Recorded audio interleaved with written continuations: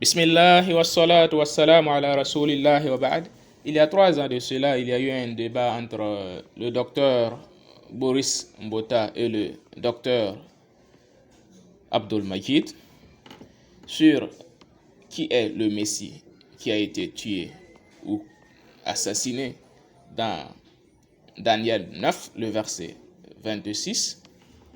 Au cours de ce débat, ce pasteur a affirmé catégoriquement que ce Messie qui a été crucifié, c'est bien Jésus-Christ, paix sur lui.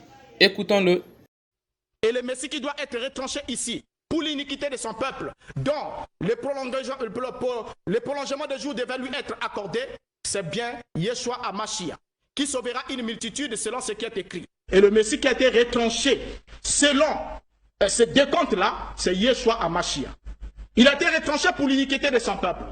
Et nous voyons que quand Yeshua est retranché, ça ne s'arrête pas là. Et le docteur Abdul Majid lui répétait à plusieurs reprises qu'il était en train de commettre une grosse erreur en identifiant ce Messie à la personne de Jésus-Christ.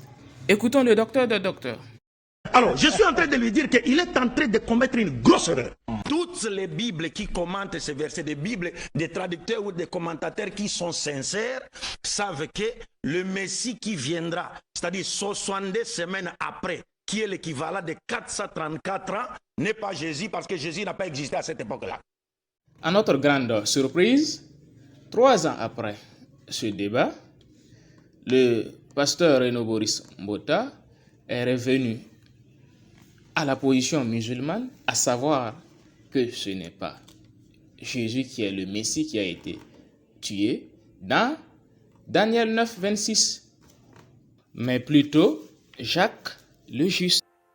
Qui est le Messie qui a été retranché au terme de 69 semaines ou encore au terme de 69 semaines, puisque c'est après les 69 semaines que le Messie doit être retranché.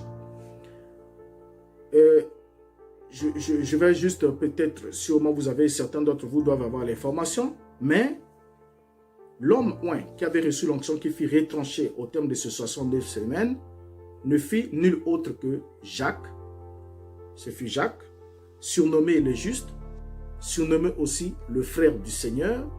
Il était le frère du Seigneur, donc le frère de Yeshua, fils de Joseph et Marie, bien évidemment. Les divergences demeurent parce que pour lui, Jésus est toujours crucifié, mort et crucifié.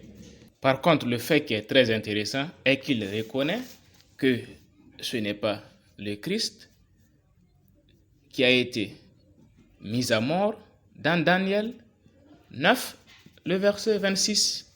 C'est déjà un pas pour nous, musulmans. Quand même, nous le remercions pour son courage, qui accepte de revenir sur une chose dont il croyait il y a tant d'années, et accepte de revenir et d'accepter qu'il avait fauté. Cela n'est pas donné à tout le monde d'agir ainsi. Nous espérons qu'un jour il reviendra à l'islam. Rien n'est impossible à Dieu. qu'Allah le guide et le montre la bonne voie. Wassalamu alaikum wa rahmatullahi wa barakatuh.